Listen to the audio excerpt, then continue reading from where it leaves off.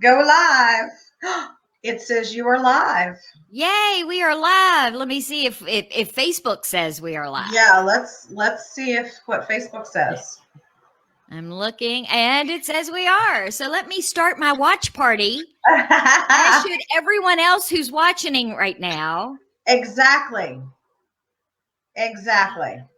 All right. We'll give folks some time. We'll give folks some time to get acclimated and get settled into their chair and have a beverage. Yes, find their list of questions that they have been rapidly writing down over the last couple of days.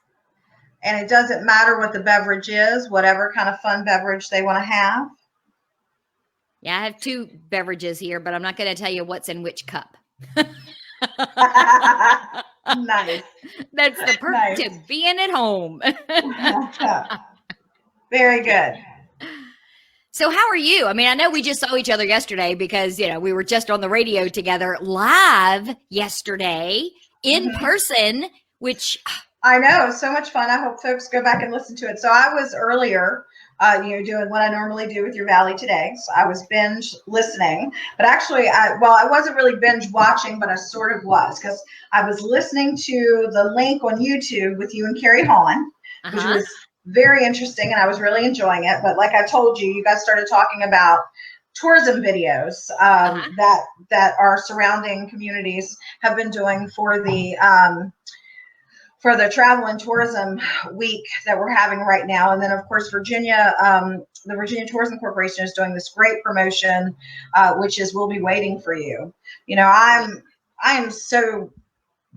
just so blessed. I feel like we're very blessed to have not only the tagline we have, because Virginia is for Lovers, I think is the absolute best tagline, but our, they tried to get rid of that. And there was such an uproar that they decided maybe that wasn't a smart idea. And I'm glad because it's, with the love works that we've got all over the state, and just with the traction that particular tagline gets, I'm glad that didn't happen. But they have this great promotion going on right now that's We'll Be Waiting for You. And it's super simple, but it speaks volumes. And there are a lot of localities that have been doing some great takes on that and producing some really great videos with just beautiful footage of their areas and their businesses and their locals, and just stuff that really makes you want to go visit there. So I ended up down that rabbit hole when you guys were talking about that. So I'm working on another committee where, we're talking about some of the recovery efforts and things like that, and things that we can do moving forward. So there's some really good examples and stuff out there for things we can do moving forward. So at one point or another, I'm going to get back to that interview to finish listening to it. I was uploading the interview from today's show yesterday afternoon. I spoke with Mark Merrill, who's the CEO of Valley Health.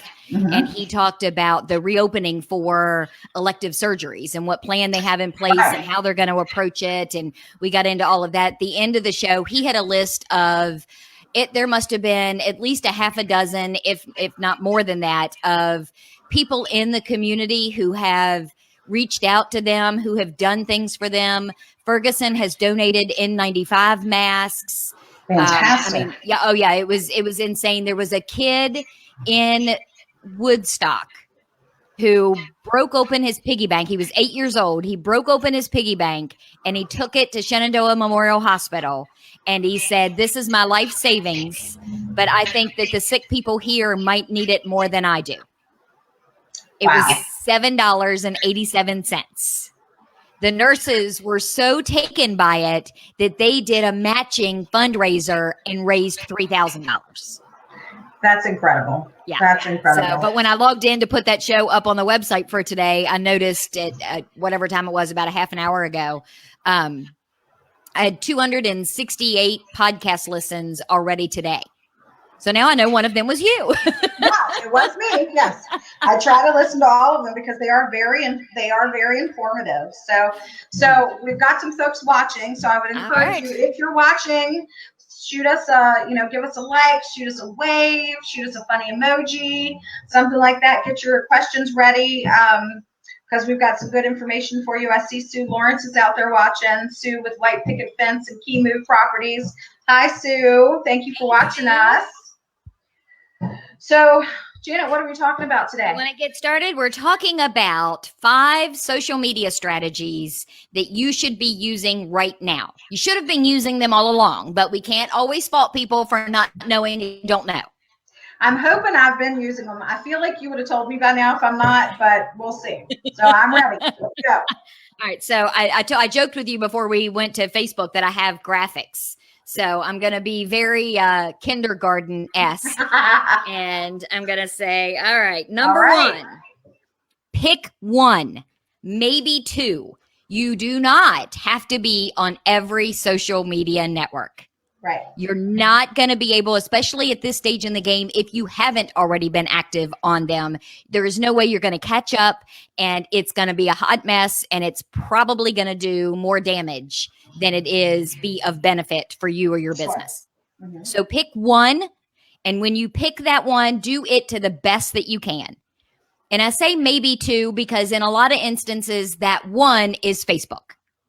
And the second one is Instagram. And they're kind of interchangeable in that when you post on Instagram, you can also share that post to Facebook. It's one of the few sharing mechanisms that I endorse from a social media perspective. You can't share from Facebook to Instagram because Instagram is a whole different format.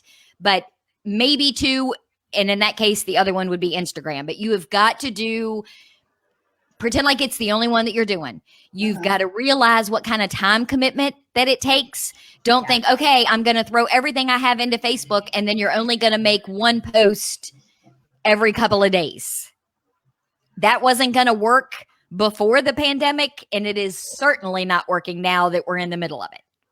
Well, and I know one of those things that I utilize really frequently is the schedule button. So if I have, never mind. You're skipping ahead to a tip. Okay, I'll stop. Keep going, Janet.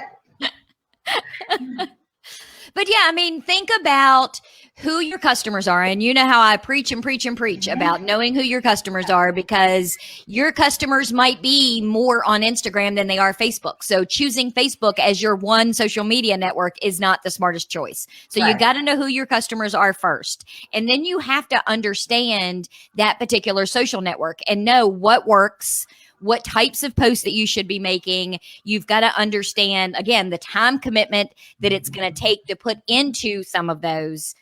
So tip number 1, pick 1, maybe 2, but you don't have to be on all of them. And now is probably not the time to pull off of any that you're doing really well and try something new. Right.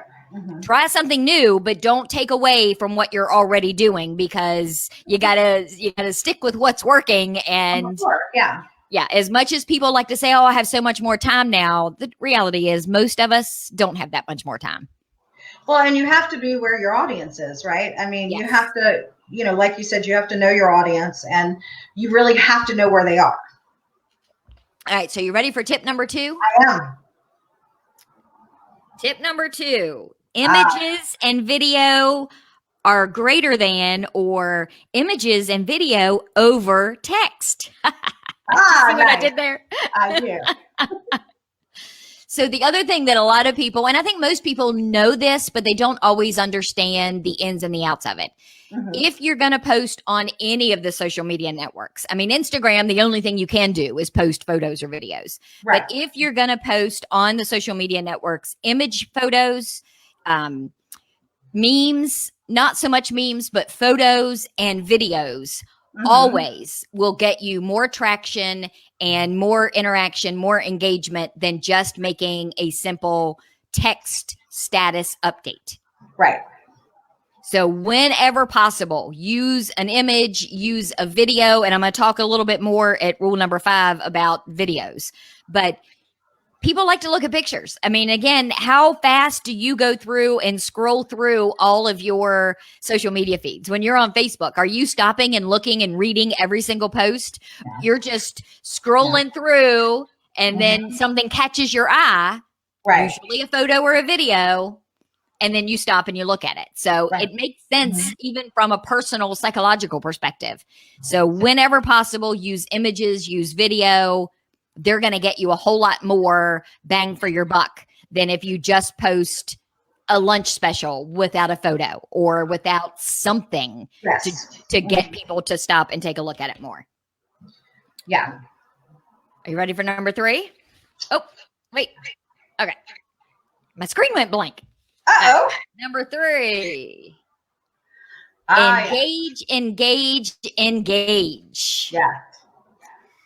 So the number one rule of Facebook is if you want more people to see the posts that you're making, Facebook judges you. It's one of the few things that I like about Facebook is that it's as judgy as I am. Hey, Janet, can I interrupt you for a minute to tell you that Ryan Jewell is engaging with us, and I love Ryan. He called us studs. Oh, well, see, there you go. Yeah. I need to get him back on the show. I need to have him do a concert for me on a show again soon. Yes, I think absolutely. Yeah. And the best part is he can come do it live in the studio because he can wear a mask while he's playing the guitar. I hope he's listening. So tip number 3 is engage, and that takes a whole lot of different forms. So before I get into what some of those are, I want to make sure that people understand how posts are graded and are judged on Facebook. So the average business makes a Facebook post, and typically less than 1% of the people who like that page will see that post in their Facebook feeds. Unless you pay for it, less and less people are seeing your posts organically. So what Facebook does is it takes a look at each of these individual posts, and it's an algorithm. It's not a person that's doing it. It's a computer program that they've written, and it will look at a post and it grades it. The first grade that it gets is what kind of post is it? If it has a picture or it has a video, Facebook automatically gives it a check and it gets a little bit higher priority because they also understand that's what people want to see. The next thing that it looks at is what kind of engagement or interaction does it have from the people who have seen it. So if you make a post and it goes out and you get a dozen people that see it and they comment, and you comment back and you have a conversation with them, that throws up a little red flag in Facebook land. And Facebook says, oh, people are responding to this. Maybe it's a little bit more important than we initially gave it credit. So instead of showing it to 1% of their fans, let me show it to 2% and see what happens. So the more engagement, the more comments, the more reactions that you get on a post will help that post go out to more people. Right. So that's the big thing from a Facebook grading perspective. The second part of that is it is a great way to be able to have a conversation with people who have liked your page. So if you make a post and somebody has a comment, maybe they have a question. Andrew's laughing at me on my watch party. He doesn't think we're studs. So if you make this post and somebody comments, answer them, agree with them, answer a question if they've asked a question, anything to create that conversation, because that conversation is going to help you in 2 ways. It's going to help you because Facebook is going to see the engagement on that page and send it out to more of your fans. But it's also going to help you start that relationship with that person who likes your Facebook page. Right. And the other thing that I always preach about after know who your customers are, once you know who they are, you got to have a relationship with them. They have to feel like they know you or they know someone in your business or that they are connected to you in some way. And answering a post on a Facebook page is the simplest, easiest way that you can do that. So this is going back a little bit, but why don't you quickly tell the story about your coffee maker? So my coffee maker died several years ago, and it was a gift. It was a Christmas gift, I think, from my parents, and it was a bunch. A coffee cup here. I got a coffee cup here. I am locked and loaded and ready to get through this Facebook Live. So I am all about the coffee. I'm on my third pot today, and this is a slow day for me. Coffee maker dies, and as much as I love that bun and the fact that it brews a whole pot of coffee in less than 4 minutes, yeah, I was not going to spend $150 on another bun. I could not justify that in my penny pinching ways. So Tim and I head to Target. I'm standing in the aisle at Target, and I get on Twitter and I send a tweet and say, my @bun coffee maker died today. I'm at Target. I'm tagging everybody, trying to decide between this Mr. Coffee and whatever the other brand was. I get a tweet back from Mr. Coffee saying, well, obviously we want you to pick us. And then I get a private message from Bun asking me if I made my choice. So I'm having this whole direct message back and forth with them. I was explaining to them that mine died. So they were trying to find out maybe if it was something that could be fixed. Was it still under warranty? All of this information. I guess it's a week later, I leave. I go back to Target because now I'm going to buy a coffee maker because I'm over the coffee maker thing. I come home. Tim and I pull in the driveway, and there's a box on the front porch. And of course, he looks at me with the "what did you order now" thing, because, there's always a box on the front porch from somebody for something. And I said, I don't know. We bring the box inside, open it up. It is a brand new $150 coffee maker from Bun with a card inside from somebody named Jason who says, thanks for the shout out on your social media. We hope this makes your decision-making process a whole lot easier.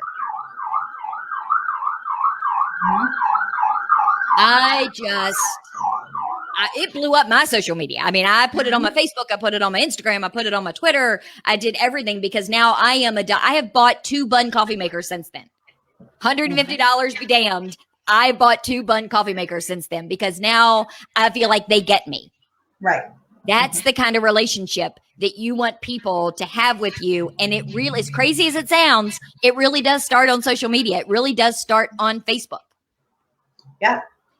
From the radio station perspective, the number of people that will freak out when one of the on-air guys makes a post and then they comment something and then they answer. It's like, oh my gosh, they answered me. I know them. It goes into this whole thing that now suddenly they're close personal friends because, Rob Lowe and I are close personal friends because he liked one of my tweets. Nice.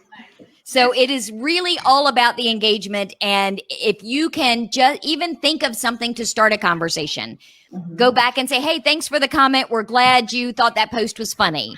Or, we're struggling to try and meet the bar for how funny this post was. Any suggestions for what we could do in the future? Use your people to get the comments that you need to post for future posts. It's not, it's really not rocket science.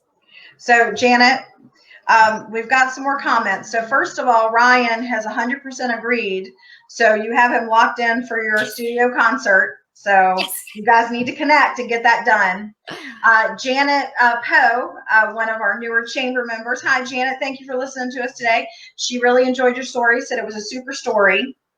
Mrs. Sue Lawrence with White Picket Fence has a comment, Janet, that she says, I don't know, Janet, what I got from that story was that you went through 4 Bun coffee makers in a really short time. Because I make a lot of coffee. Yeah.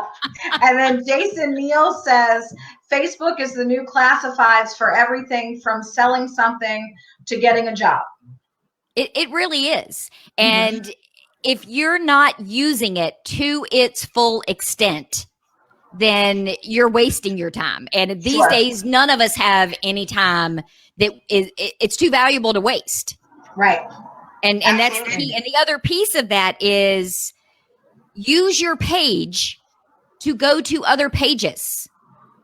Your pages now are allowed to join groups. So go out and find these groups. Now, some of these groups, quite frankly, even personal people should just be staying away from and they shouldn't be a part of. But that's a whole nother show for a whole nother day. Yeah. But use your page to join some of these groups and make posts or comment back. If you're a business who frequently does business with another business down the street or in a neighboring city or county, and you know their products are good or you know their staff is phenomenal, use your page in the comment section to go in and say, hey, we love them. We use them all the time. Because what that does is if the people of that page didn't know you existed, now they've seen you in the comments, they mouse over your name and suddenly your little thing pops up and they can like your page. But it's just a great way to get your name out there. And it doesn't take that much time. If you're going to be trolling through Facebook anyway, troll through Facebook as your page instead of as your person. Right, exactly. And you'll see that a lot on things where people have posted things and you'll see where a page has liked a post. I try to go back in whenever somebody tags the station on any of my radio shows and like the posts that they've shared. Karen Poff is phenomenal at this. Anytime she does a radio show, she goes in and she puts it out on her page and she'll tag the station. She'll tag me. I always try to go back in and at a minimum, like or love that post. So then people see the river and then they click on it and then maybe they become a fan of ours or they end up on our page and start looking at stuff and commenting on stuff. And then we start that relationship. Right.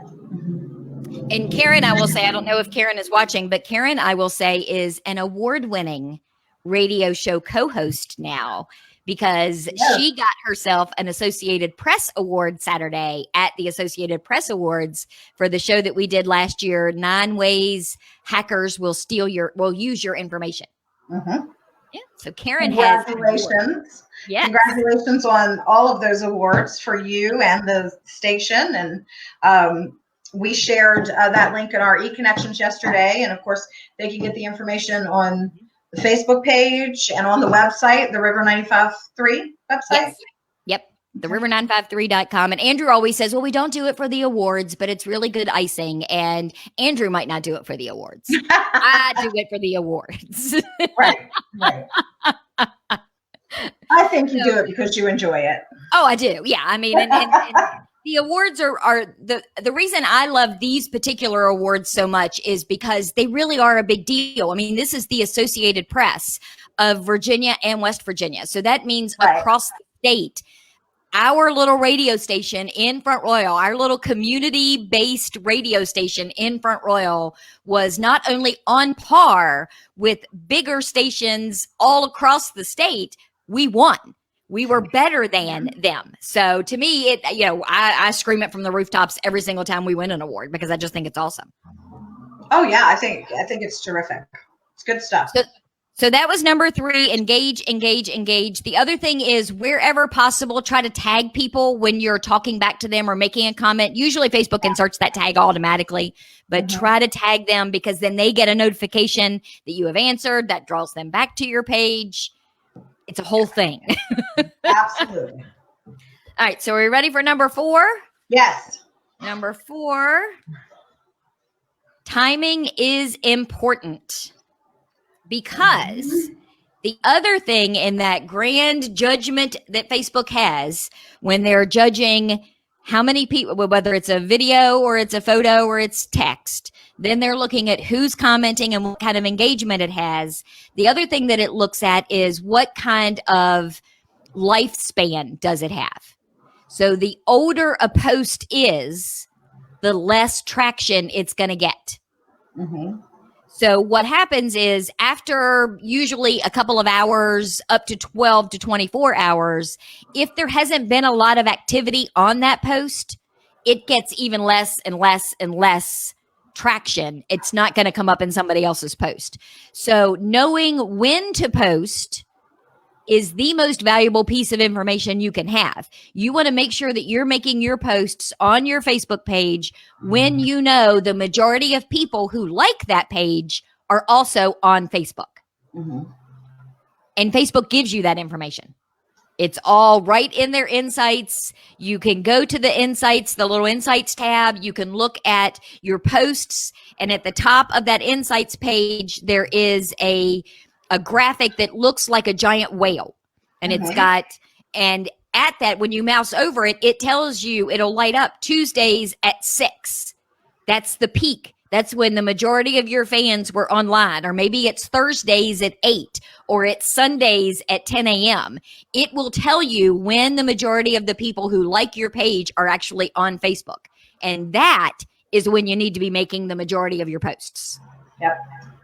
And this goes back to what you were saying earlier, scheduling them. That information renews every week. And from one week to the next, how many people are on at what times of the day may change, especially now. How many people were on Facebook and may be able to look at your page today is probably dramatically different than those people 6 weeks, 8 weeks, 6 months ago. Mm-hmm. It's very true. Well, and it's a time, it's a time thing for me. I can sit down, on a Sunday night or a Monday night and make posts for the next, 5 to 7 days. Mm-hmm. And then it's one less thing that, when the week gets really busy and I'm stretched for time and I really don't have any time, and either I end up making a really rushed post that just really doesn't have any impact at all, or I just have to skip it all together and lose momentum. So being able to use that scheduling feature, I think, is really, really important. And Facebook has changed where that is now. You can't just start a post and you now actually have to go into your publishing tools. Yeah, publishing tools to do that. So we got a couple of questions here, Janet, from Jason. Now I'm assuming this first question we're probably going to want to defer to maybe another topic at another time, but I'm going to read it just so he knows we got it. So Jason's question is, with advertising on Facebook, does it hurt the paper newspaper? And if so, how are they adjusting? I think that's probably something we can address maybe with a guest in the next couple of weeks or something like that. We can talk a little bit about the other forms of advertising and media. And then Jason has a question that I know you'll have an opinion about. I have an opinion about everything. So after that 12 or 24-hour time frame, do you suggest reposting the same post or making a different post, just rewording it? Yes and no. Never repost the same post again, because Facebook also knows that, and they know that you're trying to game the system. Mm-hmm. So that's not going to help you in any way, shape, or form. Rewording it, maybe tweaking the picture might help a little bit, what you've put in there. But the reality is, if you didn't get that much traction from it the first time that you posted it, rethink what you posted and why you posted it or when you posted it. Because it could be that it just wasn't that great of a post and it should just be allowed to die. It's slow and painful death somewhere in your newsfeed. Another good example of how you can see sometimes that things will get new life, and it doesn't happen as much anymore as it used to.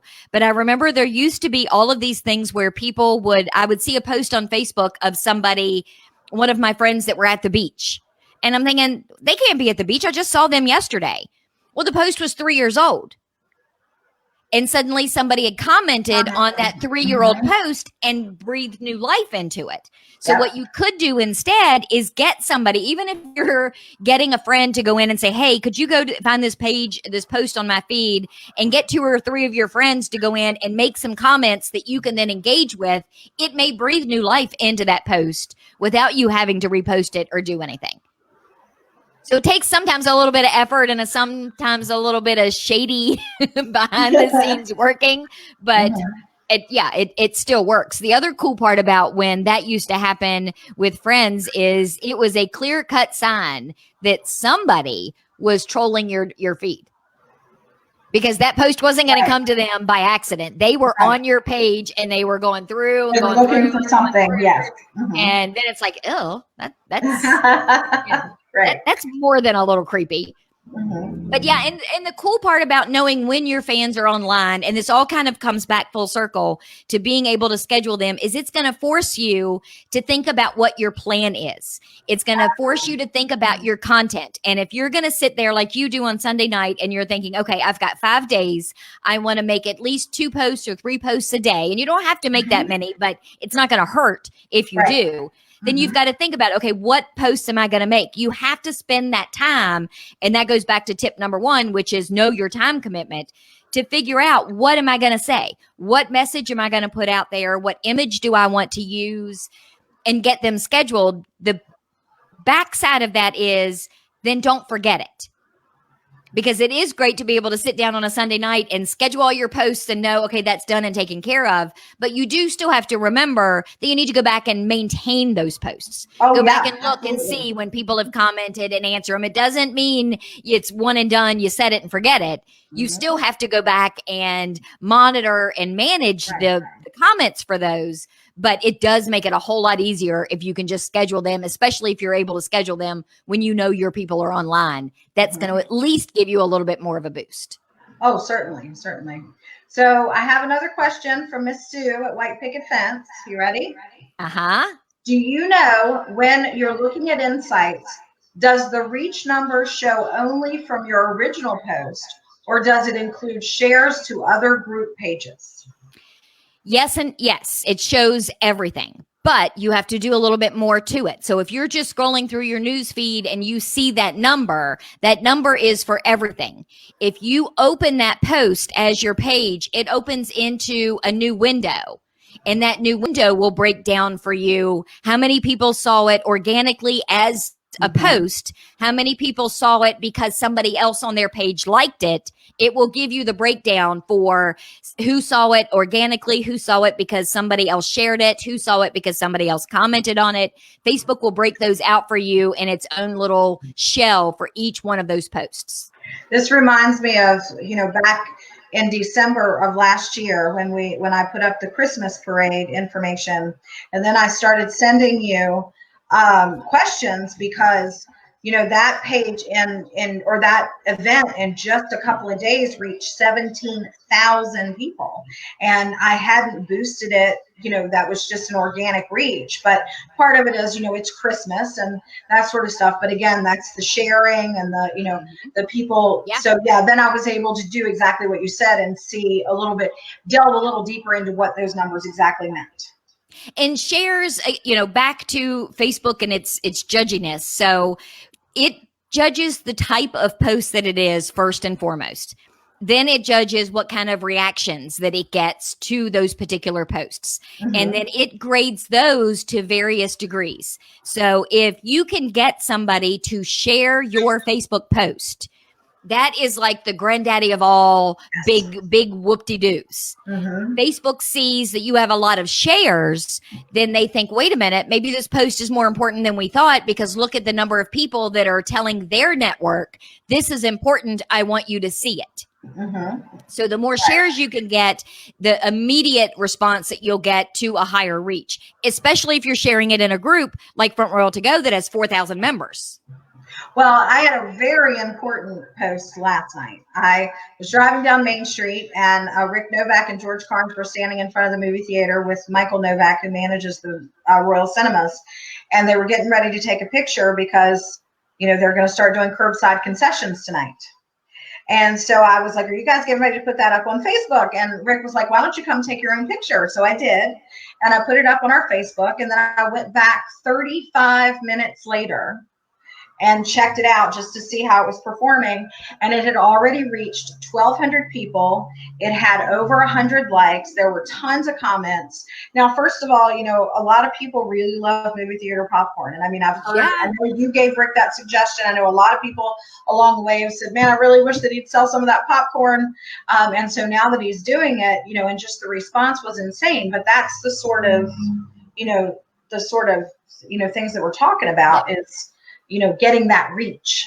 Well, and something else you just said too is very valuable as well, because if you had, and I don't want to say if you had allowed, but if Rick had made that post himself on the Royal Cinemas Facebook page, and then the chamber had shared it, you wouldn't have gotten near the reach. You wouldn't have gotten any of the credit. So whenever possible, use your own content. If you can stop and take a picture of something yourself and post it as your page, you're going to get a whole lot more bang for your buck than if you share something somebody else has already created.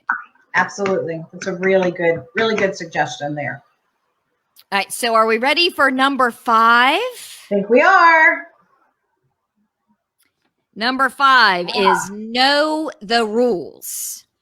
And I don't mean rules like don't cuss on your Facebook post, although you shouldn't cuss on your Facebook post. Well, I cuss on Twitter, but I don't cuss on Facebook. Twitter's a different animal. Yeah, it is. So understand, and again, it goes back to understanding, like from tip number 1, what network you're using and how it works. So one of the big things that I don't think a lot of people understand or realize are videos. So number 1. I don't think Sue liked that she can't cuss on her Facebook, Janet. Sorry to say. Well, she can cuss on her personal page, but she can't cuss on her business page. And that's why they created an emoji that cusses for you, so you don't have to. I love that emoji, actually. So the one of the things under know the rules, Facebook Live videos. If you're going to do a Facebook Live like what you and I are doing right now, they should last at least 10 minutes. Okay. If you're going to do a Facebook Live video that's only a couple of minutes long, it is not going to have as much benefit for you as if you make it last at least. It should start at 10 minutes. It can go as much as 90. But the only way that 90-minute video is going to get enough content and enough engagement is if what you're saying is good. So that's the other piece. But when people are trolling through their Facebook feeds and they see a live video, they already have an expectation that this is something that might take a while. It's something that's going to be here for a bit. Right. So if you're going to do a Facebook Live video, make sure that it is at least 10 minutes and typically no more than 90. Usually I'll try to keep them to 30 to 45 minutes, depending on what the content is. If you're going to upload a native video to Facebook, and this is twofold. So if you have your own video that you want to put on Facebook and you're going to upload it like you would a picture, but instead it's a video, it should be at least 30 seconds long and no more than 3 minutes. Okay. Because when somebody is trolling through their Facebook feed, you get their attention for maybe 3 seconds, 5 seconds if you're really, really lucky. So you've only got out of that 30 seconds, 3 to 5 seconds to catch their attention. And even then, they're not going to sit very long for a video that they think they can come back to later. Yeah. I'm definitely guilty of that. I'll click on a video, but more than likely I'm going to click off of it in 5 to 10 seconds because I just don't have the attention span, I guess you'd say. But well, and that's just it. And the other piece of that is one of the big misconceptions that I hear over and over again from people is, well, I put my YouTube videos on Facebook all the time, but those videos just don't seem to get any reach. Well, it's because they're not a Facebook video. Yeah. And I think a lot of people misunderstand what that means when you're doing a video. And if Facebook considers a native video something that you have uploaded directly to Facebook for viewing on Facebook. Right. When you post a link to a YouTube video, you are in effect sending somebody away from Facebook to YouTube. Facebook doesn't want people, A, leaving Facebook ever, and B, they certainly don't want them going to their biggest competitor. Of course. So posting a link to a YouTube video is not the same as posting an actual video on Facebook. So if, say, you post a YouTube video, is it likely to not get as much of a reach? Yep. I mean, there's the potential for it to be pushed to the back. When I talked earlier about how Facebook kind of quantifies all of these. So they look at a post, and if it's a video, that's the number one type of post that Facebook wants you to make. Right. Second is photos. Third is sharing another Facebook page or another Facebook post. Okay. Fourth is just doing a status update with no text or no pictures or video, just a regular status update with text. And then fifth is a link somewhere else, because Facebook's overall goal is to keep you on Facebook for as long as possible and bring you back to Facebook as many times as possible. So the reason that this whole algorithm even exists is to further Facebook's business plan. They want to be able to tell their advertisers, Jason was talking about boosting ads. They want to be able to tell their advertisers, we have this many people on average visiting our platform every month, and they're staying on for an average of 23 minutes or however long it is. So they're not going to give any kind of boost or extra traction to something that they think people don't want to see. Right. Okay. And over the years, people have proven they want to see videos and photos. Yes. Mm-hmm. And they don't want you to leave, so they're not going to give a YouTube video any kind of traction whatsoever. Okay.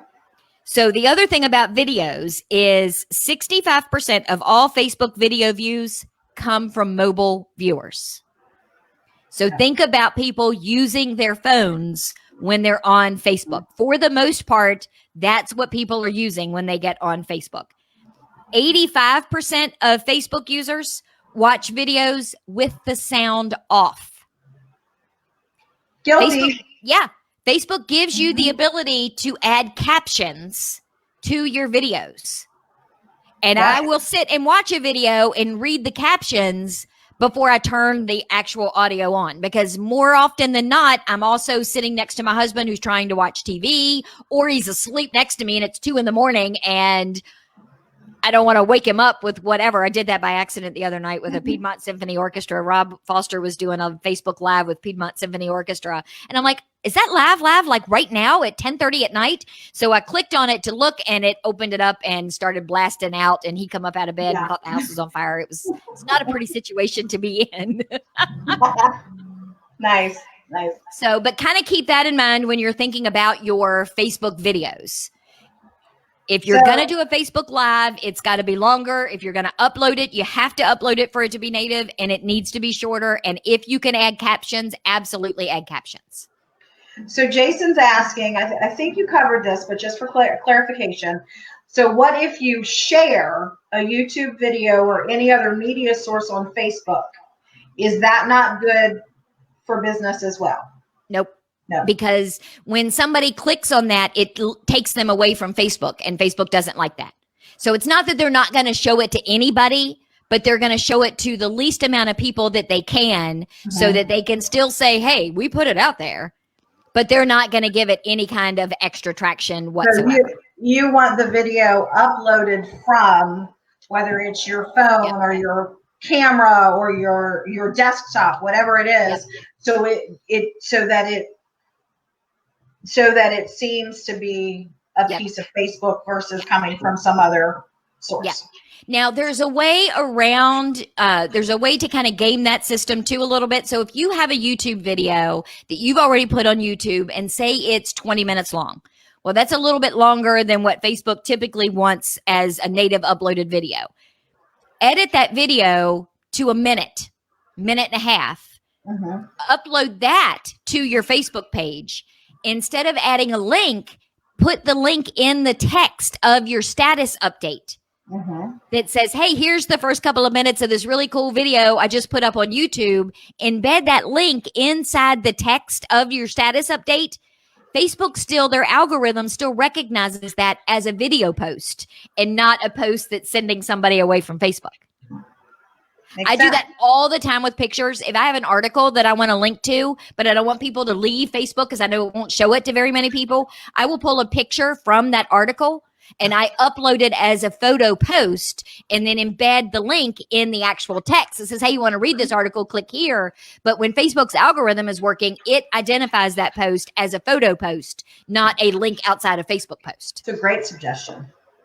So, and so far that's worked. Now, at some point, I'm guessing the algorithm's going to get smarter, but of course, so far it's not smarter than me. Awesome. So the other two quick things about knowing the rules is, and these are, one of these is my own personal rule. And you've heard me preach about this before too, is do not get into any kind of political stuff on your Facebook business page. Stay away from politics. Know what the etiquette is. Maybe rules is the wrong word for that particular piece of advice, and it's more etiquette. Stay away from politics wherever possible on your business page. You can say and do whatever you want to do on your personal page, but just know freedom of speech is not freedom of consequences or responsibility. It's very true. And then the last thing is kind of along those lines is think before you make a post. Don't ever make a Facebook post on your business page in the heat of the moment. Don't ever respond to a comment to somebody in the heat of the moment. Think for a second, and if you go to put something up, just stop, take another look at it, and think, what are all of the ways this post could be perceived? Because you know what you mean when you get ready to make a post, but that may not be how I read it. It may not be how you read it. It may not be how people see it. That's the key. And Andrew is now commenting on my watch party that he recalls hearing someone say that recently about freedom of speech. And yes, I will give full props to that was a conversation I had with my fearless leader, Andrew Shearer. But yeah, I mean, think about it because it could be taken in any number of different ways. And quite frankly, if you have a post that you have to give that much thought to, it's probably not a post you should be making in the first place. Right. Yeah. And sometimes it's good. Like if it's bothering you and you feel the need to, you type it out and then you delete it. Oh, I do that all the time. That's my process. Yes. Yep. Because I do that all the time. Yes. Mm-hmm. Or I go on Twitter because on Twitter it doesn't matter. You're not blessed over there, right? So here's my bonus tip because I know I've already done my 5, but my bonus tip is ask for help. Mm-hmm. Don't go it alone. Nobody knows everything. Even I don't know everything. Well, maybe I do, but I don't know everything that there is to know. Ask other professionals, reach out to experts in the field like me, reach out to other businesses and say, hey, how are you doing XYZ? Or what posts have worked really well for you? Ask your customers, what would you like to see more of on our social media? You can ask family or friends, though you got to be careful with that because more often than not, they're going to tell you what you want to hear, which isn't always solid advice. But ask for help. Go use Google to find out how something works or how something doesn't work or any of that kind of stuff. It is not a sign of weakness to ask somebody for help to learn how to do something that you don't know how to do and you want to be better at. Exactly. Well, I think this is great. So Sue says, oh my gosh, I just noticed all your signs are in orange. Way to brand, Janet. And is she noticing my background? That's not a fake background. That's my actual kitchen wall. Oh yeah, the coffee. Yeah. Sue also wanted me to clarify that she was not saying "oh darn" about the cussing. She was saying "oh darn" about following the rules. So I asked if anybody has any more questions, Janet, just to see if we have more. And so we're going to do this again next week. Yep. And then we talked a little bit about this before we went on to Facebook. So we're going to throw it out there and see what happens. It's either going to be a huge flop or we're going to be inundated. But maybe not next week, but in a future episode, we want to reach out to anybody that may want free coaching. So if somebody, and I'll use Sue as an example because we love Sue. So if Sue says, hey, I want to come do the show and ask Janet all of my questions and have her have done a pre-review of my social media or my website or any of that so that we can talk about it on the Facebook Live and I can get a live coaching session, we're going to open that up to anybody who's watching, chamber member, no chamber member, to come and be on the show with us and get some advice on what they're doing right, what they're doing wrong, any of that. Right. But they got to reach out to you or to me, preferably to you. And it has to be somebody who's willing to take some constructive criticism, I would imagine, yes. Right? Yes. Live on Facebook. Live on Facebook. Ooh. Yeah. So anyway, so we've put that out there in the universe. Hopefully somebody will take us up on it. And I want to give a quick plug, Janet, for our coffee break check-in tomorrow at 10 a.m. Yes. We had a terrific first session last week. And we are looking forward to one tomorrow. If you're interested in joining us for that, you can go to the Facebook events on the Chamber's Facebook and confirm that you're coming, and I'll send you an email with the meeting link in it. And Sue wants to know if we're going to be posting topics in advance, Shannon. We kind of have been, just not very far in advance. Yeah. So, we did 2 weeks ago, we said that it was about email, and then this week it was about this. But if somebody has topics, absolutely send them to me, and I'll put something together, and we can certainly do that. So Janet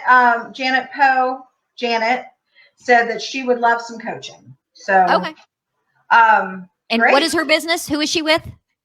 I'll send you all of her information, and I'll reach out to her too to get some of that. Janet is a new business locally, and she is doing training for folks who are CNAs, health caretakers, that sort of stuff. So she is. I guess this would be a timely time. This, quite frankly, was an interesting time, for her to open her business with everything that's going on in the world today. And I would imagine that that business is going to be running. Yeah. It comes with its own set of opportunities and difficulties. Right. Yeah. So we're looking forward to that. And, if anybody else is interested in that, send us an email too, or send me an email, or reach out to us so we can get some stuff scheduled. And yeah, Janet, if folks have topics that you'd like to hear about, the name of Janet's business is Empowering Health Education. And so we'll work with Janet and Sue. If you're interested, you'd be fun to work with too. And but you can go to you can go to the Chamber's Facebook page and send a private message. You can go to Java Media's page and send a private message. You can reach out however you want to and say, hey, I'd like you to talk about XYZ, or I have a couple of questions about this. And if I don't know enough about the topic, I'll just do the research and know enough about it by the time I talk. Good stuff. All right. Well, Sue thinks we just want to pick on her. Of course not. No. Yeah. Well, this has been fun as always. Yes. I really enjoy it. I hesitantly dove into the world of virtual meetings, and now I'm really liking them. I'm not sure what we're going to do when things get better and, we start going back to actual in-person meetings. I know. But I'm looking forward to that too. So. I'm getting ready at 3:00. I'm recording tomorrow's radio show over Zoom with the Discovery Museum, and I don't have to leave my house, and I won't show you the pajamas that I'm wearing right now, but I am going to keep these pajamas on. I think that's terrific. I told the story. I've said it out loud before to folks that the only reason I'm not doing more working from home is the animals. And one day late last week, I sat down at my desk at the house and I started to work, and within 5 minutes, there was a cat sitting on the keyboard, and there was a dog. We have a really tall dog standing next to me, licking my cheek as I was trying to type. And so that was clearly not a good situation. So I will continue to work from the office. Thank you, everybody. Janet, thank you. Absolutely. We look forward to seeing everybody next week, Thursday at 1:30, and we'll get the topic out there soon. All right. Thanks. All right. Bye.